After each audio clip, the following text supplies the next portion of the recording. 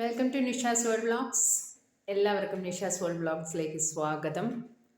ഇന്ന് ഞാൻ ഉണ്ടാക്കാൻ പോകുന്നത് ഒരു ബിരിയാണിയാണ്. ബിരിയാണി എന്ന് പറയുന്ന സമയത്ത് എന്താ ഇത്രമാത്രം എന്ന് പറയാനുള്ളത്, എല്ലാവരും ഉണ്ടാക്കുന്നത് പോലെ തന്നെയാണ്. ഒരു കുക്കറിലാണ് ഞാനൊരു വെജ് ബിരിയാണിയാണ് ഉണ്ടാക്കാൻ പോകുന്നത്. പക്ഷെ ഞാൻ അതിന് പേരിട്ടിരുന്നത് എന്താണെന്ന് പറഞ്ഞാൽ ബിഗിനേഴ്സ് ബിരിയാണി എന്നാണ്. എന്താണ് ബിഗിനേഴ്സ് ബിരിയാണി? ബിഗിനേഴ്സ് ബിരിയാണി എന്ന് പറഞ്ഞു കഴിഞ്ഞാൽ ഒരു തുടക്കം, അല്ലേ? തുടക്കം, ഒരു പാചകത്തിൽ ഒരു തുടക്കം കുറിക്കുന്ന ഒരാൾക്ക് എളുപ്പത്തിൽ സിമ്പിളായിട്ട് ഉണ്ടാക്കാൻ പറ്റുന്ന ഒരു ബിരിയാണിയാണിത്. അതുകൊണ്ട് ഞാൻ അതിന് ബിഗിനേഴ്സ് ബിരിയാണി എന്ന് പേരിട്ടിരുന്നത്. അപ്പോൾ നമ്മൾ ബിഗിനേഴ്സ് ബിരിയാണി എങ്ങനെ ഉണ്ടാക്കുന്നതെന്ന് നോക്കിയാലോ? കമോൺ. ഒരു കുക്കർ അടുപ്പിൽ വെച്ച് 2 ടീസ്പൂൺ വെളിച്ചെണ്ണയും 2 ടീസ്പൂൺ നെയ്യും ഒഴിച്ചു കൊടുക്കാം. അത് ചൂടായി വന്നതിന് ശേഷം പട്ട, കറയാമ്പൂ, ഏലക്ക, പെരിഞ്ചീരകം, ഈ സ്പൈസസ് അതിലോട്ട് ഇട്ട് കൊടുക്കാം.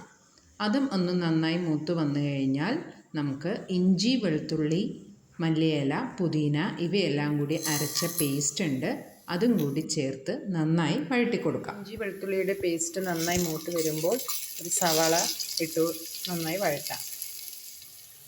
ഉള്ളി നല്ലോണം മൂത്ത് വരുമ്പോൾ ഒരു തക്കാളി അരിഞ്ഞതും ഇട്ട് കൊടുക്കാം.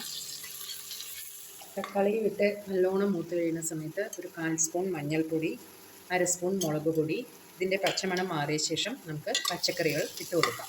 പച്ചമണമെല്ലാം മാറിയിട്ടുണ്ട്.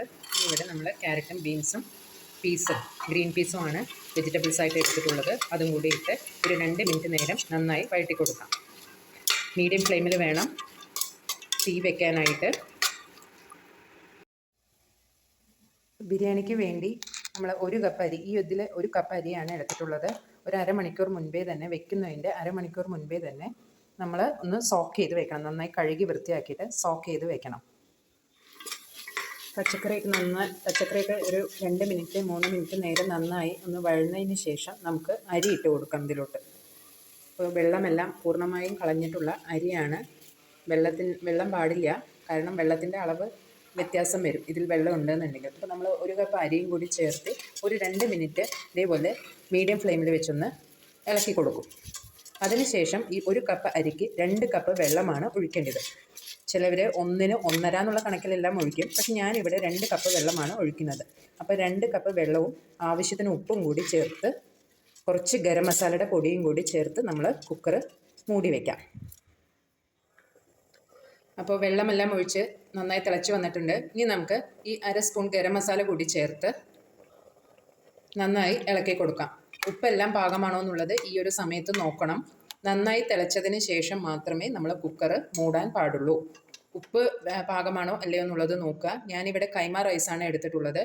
കൈമ റൈസിന് വേണമെന്നില്ല, മലബാർ ബിരിയാണി റൈസ് ആണെങ്കിലും എടുക്കാം, അതല്ല ബസുമതി റൈസ് ആണെങ്കിലും എടുക്കാം. ഏതാണെന്നുണ്ടെങ്കിലും 1:2, 1 കപ്പിന് 1 കപ്പ് അരിക്ക് 2 കപ്പ് വെള്ളം എന്ന കണക്കിൽ തന്നെയാണ് ഞാനിവിടെ ഒഴിക്കുന്നത്.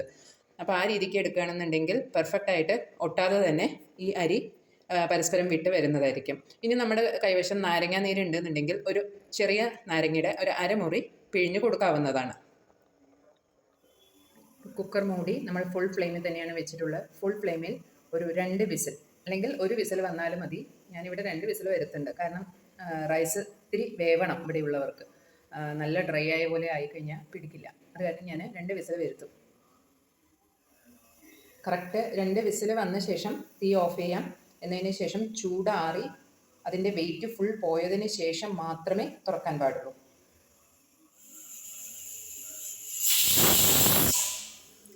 രണ്ട് വിസിൽ വന്ന ശേഷം നമ്മൾ ഓഫ് ചെയ്തിരുന്നു. ഇപ്പോൾ കുക്കറിൻ്റെ വെയിറ്റ് എല്ലാം പോയി. ഇനി നമുക്ക് ഇത് തുറന്ന് നോക്കാം എന്തായിരുന്നു. പെർഫെക്റ്റ് ആയിട്ട് നമ്മുടെ ബിരിയാണി ഇവിടെ റെഡി ആയിട്ടുണ്ട്. ഒന്ന് ഇളക്കി നോക്കാം. ഉണ്ടോ?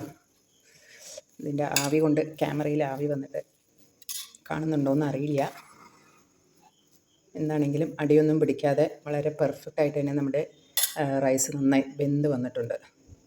അപ്പോൾ എല്ലാവരും ഈ ബിഗിനേഴ്സ് ബിരിയാണി, ഇതാണ് ഞാനിതിൻ്റെ പേരിട്ടിരുന്നത്, ബിഗിനേഴ്സ് ബിരിയാണി എല്ലാവരും ഒന്ന് ട്രൈ ചെയ്യണം. ആർക്ക് വേണമെങ്കിലും പെട്ടെന്ന്, വളരെ പെട്ടെന്ന് എളുപ്പത്തിൽ ട്രൈ ചെയ്യാവുന്ന ഒരു ഐറ്റമാണ്. ഒരുപാട് പേർക്ക് അറിയായിരിക്കാം, എന്നാലും കുറേ പേർക്ക് ബിഗിനേഴ്സ് എന്ന് പറയുന്ന പോലെ ബിഗിനേഴ്സിന് അറിയാത്തവർക്ക് വേണ്ടിയിട്ട് ഞാനിത് സമർപ്പിക്കുന്നു.